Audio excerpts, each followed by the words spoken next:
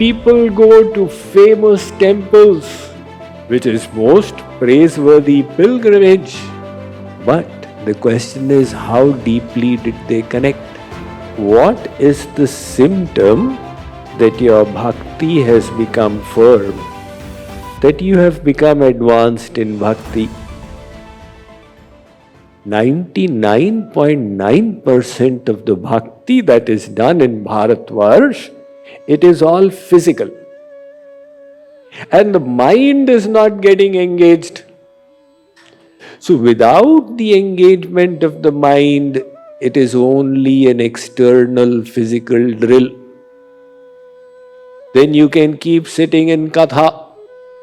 It is like that trader who had a kirana shop. The grocer's shop in India is called kirana shop. His son was now coming of age. He was an adolescent. And the father said, "Beta, for balance in life, you must go to the temple every day. And Pandit Ji says the katha, you listen to it." The katha used to happen at 6 in the morning. And the son also came. Pandit Ji was relating the katha of Harishchandra. Sanch barobar tap nahi, jhoot barobar paap. So he said, "Great, satyameva jayate. Victory shall be to the truth. Today onwards I'll speak the truth." So he came back. He used to do his duty in his father's shop. One customer came and said, "Do you have dhania powder?" He said, "We have, but I'll tell you the truth. We add dried up cow dung to it." So that customer ran away. The next came, he said, "Do you have red chili powder?" He said, "We do, but let me tell you the truth. We grind bark of trees and add it to it." Now those words fell in the father's ears. The father asked the son, "What is it you are doing? You're going to drive us out of business." The son said, "Pitaji, you told me to go to katha. And Pandit Ji expressed, Satyameva jayate, the truth shall be victorious. So I have resolved from today I'll speak the truth." The father said, "Oh God, my child, I never told you how you are supposed to listen to katha. There is a vidhi for it. When you sit down for the katha, put your jholi in front. Let Pandit Ji's entire katha come in the jholi. And when you start getting up from there, you lift your jholi and shake it. Tera tujko arpan, Pandit Ji, your gyan is so nice, I am offering it back to you. For me, my worldly knowledge is fine."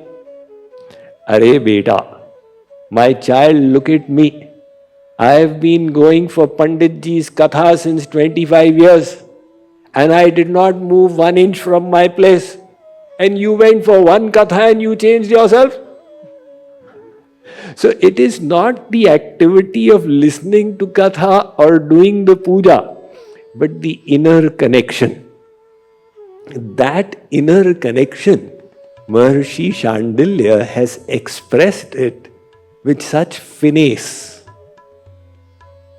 He says, Atmarati, the bliss should come from inside. Internal ras will come when the mind is connected with God.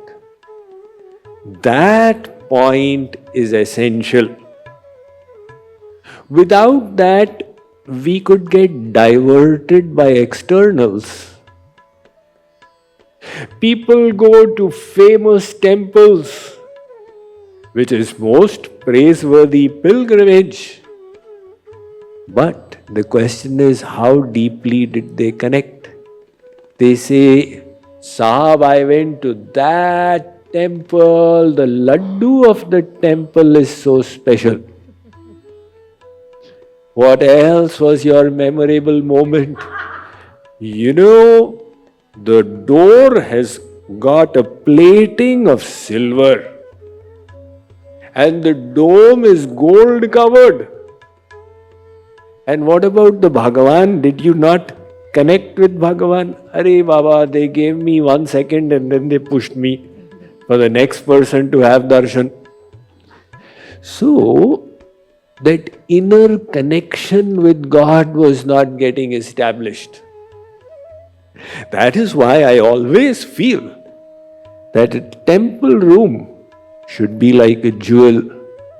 It should remind you of the beauty of God. It will definitely be beneficial and conducive. But if we remain in the external beauty and don't create the inner connection, then the mind will not be in God. And that is the one point that is so important. The Yoga Vasisht says, Manasaiva kritam ramam, na sharira kritam kritam. In the spiritual side, just physical sadhana will not suffice. You will have to engage your mind as well. Likewise, you have the kalakars. Anup Jalota and company, they were like bhajan kings of India.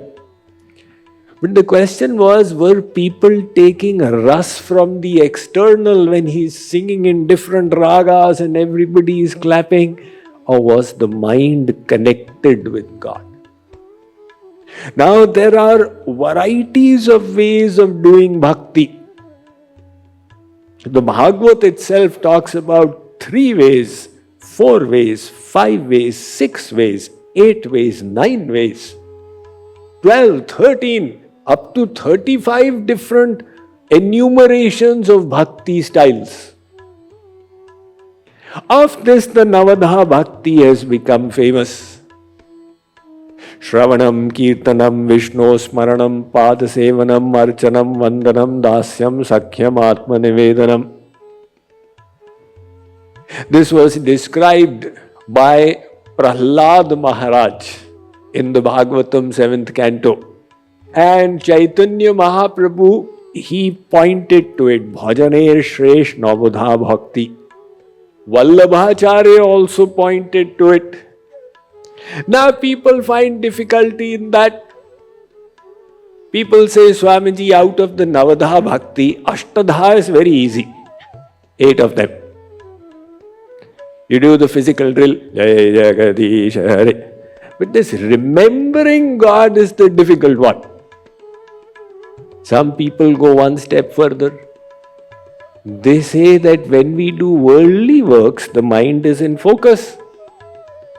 And when we get down to doing our puja, all kinds of thoughts start coming that were not coming through the day. Now this is the reverse medicine going on. When you are doing your worldly work, the mind is under control. And when you sat down for bhakti, the mind has gone out of control. What is the reason for this? The reason is, in your worldly work, you were engaging your mind. And when you sat for your puja, you left the mind empty and started doing with the karmendriya, the jnanendriya, the knowledge senses, the working senses. The mind says, give me something to do. If you don't give me something, then I'll find it myself. Idle mind is a devil's workshop. So it is important to give engagement to the mind in your sadhana. See, Jagadguru Shree Kripaluji Maharaj writes, बंधन और मोक्ष का कारण मन ही बखान राधे राधे याते कौनियो भक्ति करू करू मन ते हरि ध्यान Radhe Radhe. He says that the cause of bondage and liberation is your mind and mind alone. So no matter which bhakti you do, engage the mind in dhyan.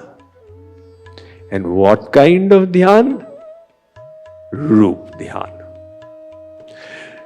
99% of the people are visual oriented. That means they think in terms of images. They get impacted by images. They carry impressions in the forms of images. And the mind is greatly influenced by images. So if you wish to take your mind to God, the name is great. But along with that, if you have the form of God, now it is a substantial basis to focus the mind. That is why when you sit for kirtan, the first thing you must do is to visualize the Lord, visualize your Guru. Now your mind has a basis to stabilize on. So we all are thirsty for ras, and God is raso vaisaha. He is the ocean of ras. When your mind gets absorbed in God, you experience the ras. Nobody needs to say it, nobody needs to describe it. Your inner heart tells you, the connection is established. And if the mind has wandered, your heart tells you, I'm not getting the ras. So your own experience of ras is telling you to what extent your mind is attached. Now Maharshi Shandilya is just telling us, do any bhakti, but Atma Rati, the ras should come from inside.